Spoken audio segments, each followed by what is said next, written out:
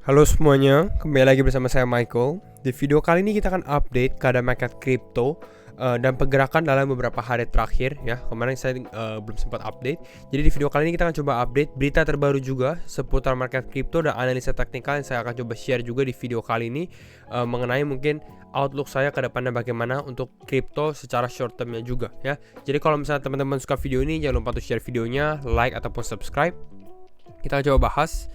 Bisa dibilang market mulai cool down, market mulai nggak terlalu volatile, secara movement lebih stabil gitu ya. Kita lihat Bitcoin sekarang berada di kisaran level 24.900. Kalau saya lihat untuk saat ini sebenarnya price Bitcoin pun ranging. Nanti saya akan bahas lebih detail di teknikalnya dulu. Kita akan update. Overall market mengalami penurunan 0,88%. Di Bitcoin kita lihat ada sedikit penguatan 0,5%, Ethereum 0,2%, nggak terlalu banyak movement, big movement.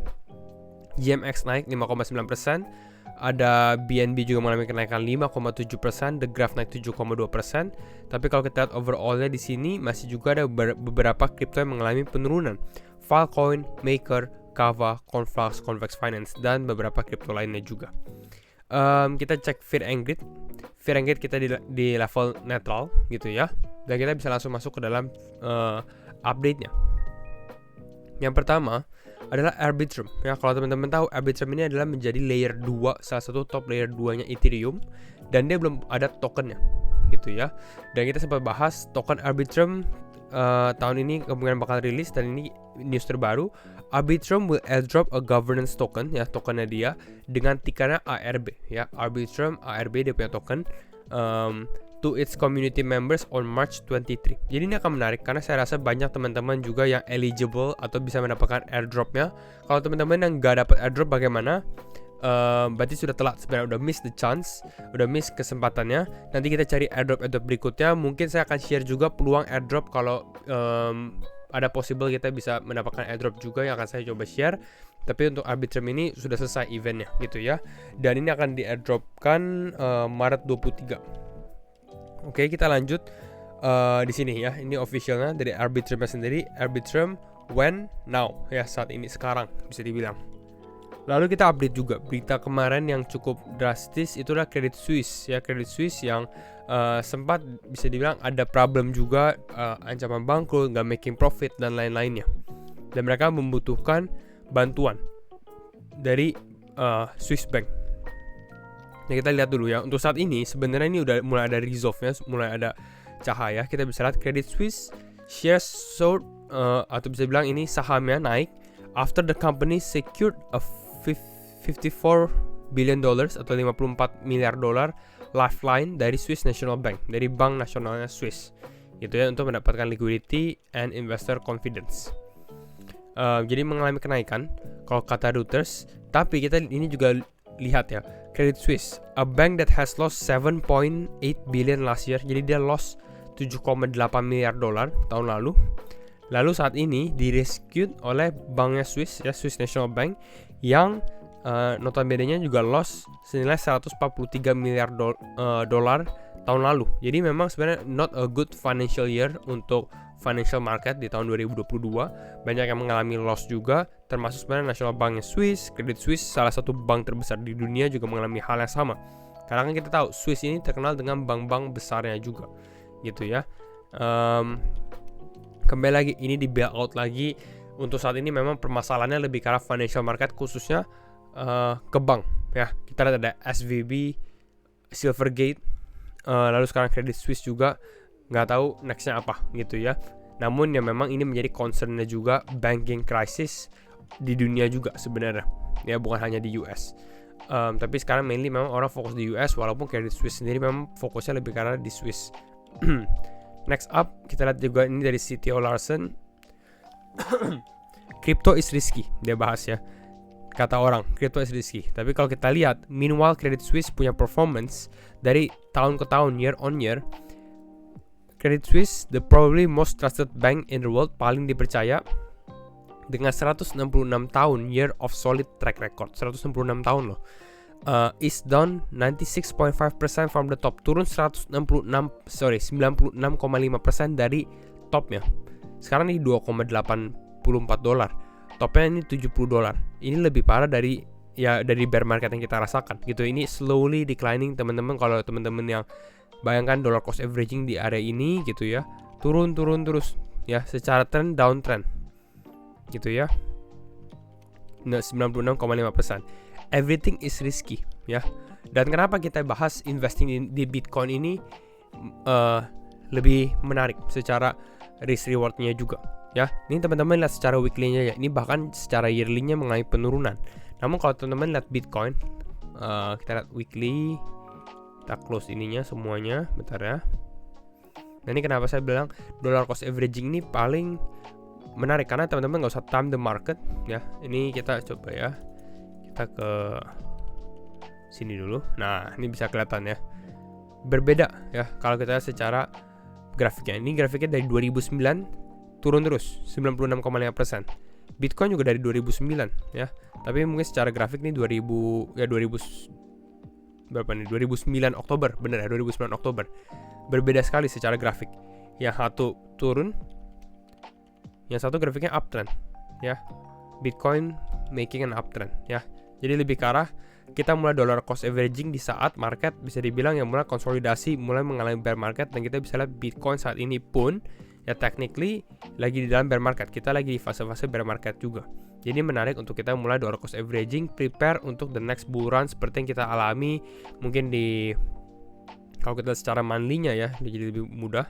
Yang kita alami di 2015 di sini kita ada cukup berapa tren ini beberapa bulan, 32 bulan ya, quite good ya untuk market. Lalu di sini kita juga ada sempat mengalami kenaikan 26 bulan, walaupun ada sempat COVID crash yang reset lagi. Namun ini juga lumayan 29 bulan. Yang kita hoping adalah yang nextnya selama beberapa bulan ke depan ya, atau kita lihat apakah mungkin masih ada penurunan lagi, baru Bitcoin mulai naik beberapa bulan ke depan juga ya, menjelang tahun 2024 ataupun 2025 ya. Kita lihat sekarang untuk Bitcoin ya. Look at all this Bitcoin bits on Binance Spot ya. Cukup ada banyak bits ya, dari 23.800, 22.000. Artinya sebenarnya supportnya lumayan kuat kalau bit ini memang untuk di take lah. Istilah kalau Bitcoin turun, bit ini akan untuk absorb the selling pressure, untuk yang menahan selling pressure yang akan terjadi. Hopefully ini masih bisa memperkuat Bitcoin. Dan saat ini tadi kita bahas Bitcoin saat ini masih ranging. Artinya apa? Kita secara time frame 4 jam. Back to the chart, balik ke grafik. Kembali lagi disclaimer on and do your own research, karena setiap keputusan tetap di tangan teman-teman ya. Saya juga sempat share di channel Telegram pagi ini juga. Jadi kalau teman-teman yang belum join, feel free to join. Kita update grafik, update berita kalau saya lagi ada waktu gitu ya. Jadi feel free, bisa chat juga sama teman-teman juga di crypto. Nah kita bisa langsung masuk aja. Ranging artinya kita bisa lihat pada saat Bitcoin mengalami kenaikan movement di sini gitu ya. Ini kita testing sampai level 26.400. Walaupun target kita lihat 268 masih possible gitu ya. Secara short term yang kita sempat bahas di beberapa video yang lalu gitu ya. Ya tapi ini nggak terjadi. Bitcoin langsung retrace back, dan saya melihat secara time frame daily-nya, daily close-nya ini nggak terlalu positif sebenarnya. Dimana daily close-nya ini kita di bawah area yang kita bahas ya. Yang kita mau kalau Bitcoin mungkin bisa testing ke 268 ataupun bahkan target kita sempat ke 285. Ini kita membutuhkan dia closing candle harian di atas level ini 25163, di atas garis ini gitu ya. Dengan seperti itu ada tanda-tanda Bitcoin akan mengalami penguatan. Dan sebenarnya ini masih berlaku untuk saat ini pun. Ya kita dari sini Bitcoin sekarang di area level 24.800. Jadi kita akan lihat secara closing daily-nya juga. Saya juga penasaran apakah dia bisa closing di atas area 25163. Ya kalau mungkin dia bisa closing di atas 25163, secara sentimen saya akan lebih flip ke arah bullish. Ya kita akan melihat secara short term mungkin Bitcoin testing ke 268 ataupun 28, karena 28 ini saya rasa sebagai resistance-nya Bitcoin cukup kuat. Jadi ya make sense kalau misalnya dia pada saat pumping di awal tahun ini dari Januari gitu ya. Kalau kita dari sini dari awal Januari mulai pumping sini, testing ke area range sebelumnya ya 28.000 ya. Kenapa 28.000? Kembali lagi kalau saya tarik garis misal di sini gitu ya, ini teman-teman bisa lihat ada seperti sebuah area. Itu kita secara weekly ya. Nah kalau kita secara weekly, memang belum persis di area 28, namun ini teman-teman bisa perhatikan. Nah, di sini. Ini kisaran range sebelumnya yang warna putih ya. Ini. Range sebelumnya pada saat bull market untuk Bitcoin. Ini di area 29.153, 29.100 atau 29.800. Jadi area ini 28, 29, 30 ini akan menjadi strong resistance untuk Bitcoin. Dan kalau memang Bitcoin bisa flip ini, ya mungkin kita akan flip bullish, artinya mungkin market sudah mengalami koreksi. Namun saya lihat ya sebenarnya kemungkinannya cukup kecil ya untuk Bitcoin dengan keadaan makro saat ini. Movementnya gigantic move ya, kalau memang kita bisa mengalami kenaikan lagi. Lebih ke arah kalau naik pun ini retest lalu ada sedikit ada mulai koreksi lagi. Nah, itu secara weekly-nya. Nah, lalu kita lihat secara short term time frame-nya bagaimana gitu untuk Bitcoin. Ya, kalau kita lihat memang ini kita lihat masih ranging. Tadi pagi pun saya juga sempat membahas bahwa ini cukup possible karena Bitcoin sudah retest demand kembali ini di area 23969, 23.000, 24.000 ada retest demand.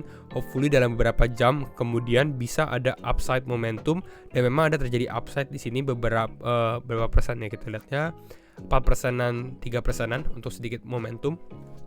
Namun tetap ya untuk saat ini sebenarnya bukan berarti bisa mengambil keputusan, belum saatnya gitu ya. Kenapa? Karena dia masih di ranging di area ini. Kalau saya lihat kalau misalnya Bitcoin bisa breakout secara time frame daily di sini, ini possible untuk kita buka posisi long atau mungkin akan ada sedikit momentum bullish gitu ya. Namun kalau ternyata kita bearish lagi dan Bitcoin closing secara time frame daily-nya pun di bawah ini lagi, di bawah area 25.163, jadi mungkin ini saya rasa ya lebih ke arah untuk Bitcoin akan retest kembali ke bawah, mungkin untuk saat ini di bawah area sebelumnya di area 24.000. Mungkin kita akan melihat area 23.700-an di testing oleh Bitcoin. Possible testing tren ini juga sih sebenarnya kalau kita lihat trennya dia secara daily time frame-nya. Jadi ini menarik juga kalau misalnya di testing ke area ini. Ya,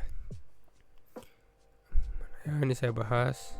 Ya, kisaran 235, 236, 23.600, 23.500 possible untuk testing Bitcoin, dan sini akan menarik untuk possible long movement lagi untuk Bitcoin mencoba kembali lagi.